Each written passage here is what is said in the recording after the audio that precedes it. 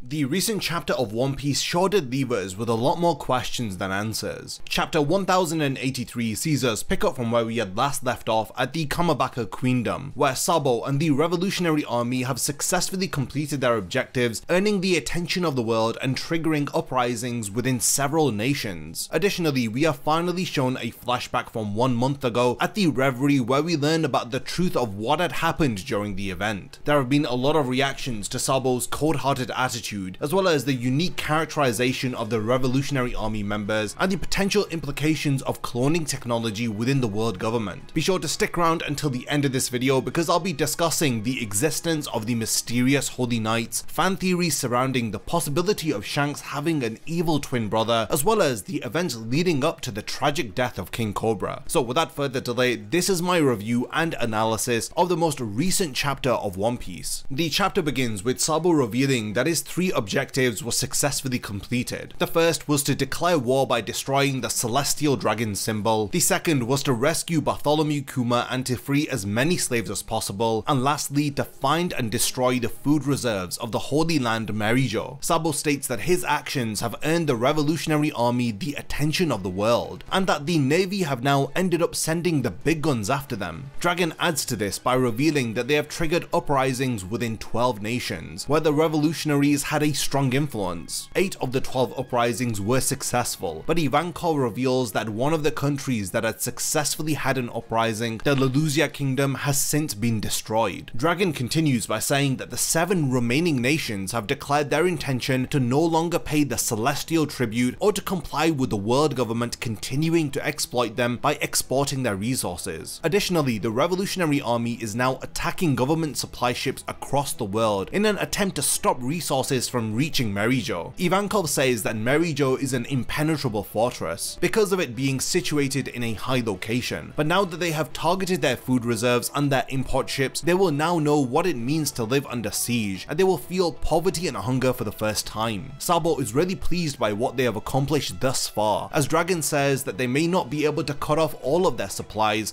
but they are definitely squeezing them dry slowly but surely, and they will start to struggle a lot sooner than anyone thinks. Dragon then reveals the existence of a new force who work directly for the world nobles. He states that the world government will certainly respond to their actions and that the revolutionaries' true battle will commence once the Holy Knights are mobilized. Now this is the very group that was first mentioned by Akainu in chapter 1054. Now we see silhouettes of 9 individuals when Dragon mentions Holy Knights, with the individual front and center resembling Shanks with the hairstyle, positioning of the sword and the flowing coat, which all resembles what Shanks wears and looks like from a silhouette perspective. Now there has been speculation that this isn't the Shanks that we know. At the end of chapter 907 we had seen Shanks speaking to the 5 elders, but at the very end of the chapter we are only shown a side profile shot of his face, and conveniently it's the side of the face that isn't scarred. Now we would be able to easily identify if this is the Shanks that we know by seeing if he has the scar on his face, but Oda had kept this point ambiguous on purpose, so several people including myself have started to speculate that Shanks may have an evil twin brother who had remained with the world nobles, and this is the individual that we see in chapter 907, as well as being the leader of the Holy Knights possibly. Ivankov states that Sabo will be the #1 target of the Holy Knights for being the leader who would stage the attack on the Holy Land, as well as being blamed for the assassination of Cobra. In the eyes of the revolutionaries across the world, people who symbolize authority within the world government are hated for being subhuman monsters. Now while there are many rulers who deserve the hate that they get, there are a few intelligent and fair rulers. Alabaster's King Cobra is described by Dragon as being in a class of his own, because everyone had considered him to be a great ruler. Misinformation is a lot quicker to spread than nuance filled with descriptions like the one that Dragon had provided for Cobra being an outstanding king. Sabo says that he feels bad about what had happened to Cobra, but he thinks that he can live with the way that everything had panned out in the end. His logic is that the death of Cobra has benefited the revolutionaries by helping to fuel the flames of rebellion. This is quite a cold-hearted thing to say, and I'll talk about it a bit later on in the video. Ivankov then cuts to the chase and he prompts Sabo to spit out what had really happened during this year's Reverie. Is there any truth behind the news article claiming that Sabo was responsible for Cobra's death? Not only do we finally see the news article accusing Sabo, but it also comes with a photograph of Sabo standing over Cobra's dead body. In the photo, Sabo has one of his hands held up to his ear. While he could be scratching his head over the mysterious death, he could also possibly be contacting someone. Ivankov states that they have all shed tears over the death of Cobra, and they have tried to find an explanation as to why Sabo would not be responsible for his untimely demise, because after all they all believe in Sabo. We then cut to a flashback to a month ago within the Holy Land of Mary Geoise, not long after the reverie had started. Someone exclaims that they are attacking the home of the gods. The celestial dragons are then seen to be running away in a panic as they all yell about their food supplies being destroyed. The intruders are announced to be with the revolutionary army, and they just so happen to be the 4 commanders of the army. The celestials are seen to be panicking about the situation, stating that their beloved symbol was first attacked and now they have taken away their food, describing the attackers as jealous vermin who need to be disposed of at once. They want their bodyguards to be executed because they had failed to protect them, and ultimately they had allowed for all of this to happen on their watch. We then see one of the celestials abusing an elderly pirate as he sits on his back like a horse, whipping him to hurry up, but the frail man continues to struggle, leading to the dragon deciding to just walk by himself. Before the twisted noble is able to kill the man, his gun is snatched from him by Karasu, the revolutionary army commander of the North Army. Here we get to see him utilize his devil fruit as he reveals an ability called Crowing Suit, as he sends out a crow which informs the frail man to escape to the east of the city. Backup for the nobles finally arrives as they fire shots towards Karasu, but he ends up vanishing and he reappears behind them, taking them out swiftly. We are then shown the revolutionary commander of the South Army, Lindbergh, who is seen to be breaking the shackles of slaves and ordering them to rush to the east side of the city, because they are here to rescue them from their captivity. Admiral Fujitora then appears before Karasu, as we are also shown the revolutionary commander of the West Army, Morley, who is revealed to be battling Admiral Aramaki. The admiral demands that Morley tell him where their leader has gone off to. Now during these battles, one of the celestial dragons screams at Aramaki to be careful with his attacks, and that if any of them get hurt they will be hanged. The admiral under his nose complains that it is impossible to properly fight here as the dragons won't get out of their way. Fujitora is then seen to be calling in a meteor strike, much to the panic of the Celestials. The former members of CP9 are then revealed to be watching the chaos unfold as they comment on how the 3 revolutionary commanders are doing well to hold their own against 2 of the admirals. We then see Karasu speaking with Sabo via a Dendenmushi, asking if he has found the keys to the slaves' collars yet. He says that he has found where they are being kept and that it won't be long now. Sabo then tells Lindbergh that Kuma is in Panja Castle, under the control of the father and son duo Rosward and Charlos. Charlos hasn't given up on getting Shirahoshi, it seems, and then we see Jewelry Bonnie rushing to her father's aid, while Princess Shirahoshi is having a conversation with someone too small for us to make out. We then cut to Princess Vivi speaking to Rob Lucci as she tells him to bluntly get lost, as she would rather have the help of Vice Admiral Garp instead. Lucci insists that they will protect her, but Vivi argues that they didn't do anything to protect Shirahoshi, explaining why she has little to no faith in them being able to protect her. Vivi knows that Charlos isn't done, because he is going to target Shirahoshi once again. We then cut to King Cobra being wheeled into the room of the 5 elders, and only he has been permitted an audience with them. The chapter ends with King Cobra stating that this won't take long, and it would be tedious for his men to wait outside for him. There has been speculation that Cobra had known what was going to happen to him, and this is why he had told his men that there was no need to wait. He had advised his bodyguards that it would be better for them to spend their time looking out for Vivi, since she's always up to something and you can't let her out of your sight. Now what is the reason behind King Cobra's meeting with the 5 elders? Chapter 1083 ends with yet another incredible cliffhanger, as we wonder what on earth really happened during the reverie, as well as who was truly responsible for the death of Cobra. What role does Sabo have to play in all of it? Was he responsible for the death of Cobra, or was he killed during the meeting with the 5 elders? Now to touch upon the character of King Cobra, in chapter 823, he had stated that ever since the day that he had met with Nico Robin, he has had questions for the world government. Questions regarding the poneglyph, as he states that he is determined to attain answers to these questions at this year's reverie, as he wants to learn about what it was that the Nefertari kings of the past did to the world. Now he had said this on his way to the reverie. We are aware that 800 years ago, the Nefertari king and his family at the time had joined 19 other royal families in order to overthrow the ancient kingdom and to create the world government. But unlike the other royal families, the Nefertari family did not abandon Arabasta in order to live within Mary Geoise. So Cobra may have requested this meeting with the 5 elders in order to learn about the truth of the world, but he may have asked one too many questions, revealing that he knows too much, prompting the elders to assassinate him and to conveniently conveniently pinned the blame on the Revolutionary Army Chief of Staff Sabo, who was leading the invasion of Mary Geoise at the time. Of course, a lot of this is just speculation and popular theories that are being circulated out there, but now I want to discuss what the general fan reactions have been to this most recent chapter of One Piece. Following this chapter, there's a lot of excitement for the next installment, with a lot of people expecting there to be significant revelations to occur during Cobra's meeting with the Gorosei. Also, fans are excited to see how Sabo has earned the title of the Flame Emperor. Following this chapter, we learned that the admirals weren't given permission to fight at 100% power because the celestial dragons have threatened them with capital punishment if any of them are hurt during their fights. Karasu's crowing suit ability has also garnered a lot of attention amongst fans, with him revealing that he has the power to create and control suit. He demonstrates firsthand that he can use his suit to create crows for reconnaissance, and his proficiency at using his abilities has impressed fans, as they have described him as having mastery over his own devil fruit abilities. Now, a funny contrast has been made between Aramaki and Fujitora, with Aramaki being very mindful of his surroundings, but Fujitora recklessly summoning meteors onto the battlefield. I guess this is Fujitora's excuse for getting rid of a couple of celestial dragons, which I'm sure he wouldn't mind doing. Now, Sabo acknowledging Cobra's death as being beneficial to the revolutionaries has had quite a mixed reaction amongst fans, with some referring to him as being cold-hearted. Now, it was chilling to hear how he had spoke about the death of such a legendary man, but his comments on Cobra's death helped to define Sabo's character, and it prevents him from just being a Ace 2.0, which was a label that had hung over his head following his return to the story. If Oda continues to characterize him and the other revolutionaries in this unique manner, then it will just help to make things more interesting and add a lot more nuance to the Revolutionary Army and its members. Now, like I'd mentioned in the video, a lot of talk is going on about Shanks having a clone or an evil twin brother, pointing to Oda purposefully not showing us the side of Shanks' face with the scar on it during his meeting with the Gorosei in chapter 907. This apparently is proof of the evil clone or evil twin brother theory, with fans even saying that Oda had Blackbeard scar Shanks so that we could tell him apart from this evil clone. Now, this is a very fascinating possibility, as we know that the world government has cloning technology through Mads. We know that Stussy is a clone, and we know that Weevil may possibly be a Whitebeard clone, so there could be a possibility that there is a Shanks clone also. Some fans are very sympathetic towards Cobra, believing that he had known what was going to happen to him, and that he had accepted his fate beforehand. All of this is hinted at the end of chapter 1083, when he had told his men that Vivi needed protection, because he knows that she will succeed his throne. Cobra was frail and sick, and he had known that he had nothing to lose at this point, and he felt that he may as well risk it all and confront the Gorosei. This is what most likely resulted in his death. Vivi, on the other hand, doesn't want to appear as a defenseless, vulnerable princess in front of anyone from the world government, including Rob Lucci and the other members of CP0. The Arabasta Kingdom has survived with the world government for a long period of time, so both Vivi and King Cobra know how to play their politics. But it begs the question, just what on earth happened during the reverie, and how was Cobra killed? For the answers to all of these questions, we're gonna have to wait until the next chapter. So there you have it, that was the most recent chapter of One Piece, and it was definitely another exhilarating installment of the manga, one that's jam-packed with speculations and revelations, and in the end we were left with way more questions than answers. We've seen Sabo and the Revolutionary Army's successful endeavors, as well as the aftermath of their actions that has rippled across the world, which had led to uprisings within 12 nations. We had the fascinating confirmation of the existence of the Holy Knights, which was first hinted by Akainu in chapter 1054. Additionally, we have this intriguing theory of Shanks having an evil clone, which is leading the Holy Knights. This chapter has also allowed us to speculate whether if Cobra's death was a planned assassination by the world government, which they had then pinned onto Sabo. Following this recent chapter, the One Piece community is definitely buzzing with anticipation and excitement, and for that reason, I'd love to know all of your thoughts on chapter 1083. Was there anything that I've forgotten to mention in this video? Be sure to continue the discussion in the comments, and lastly, thank you for making it to the end of yet another video, and I can't wait to see you in my next One Piece video.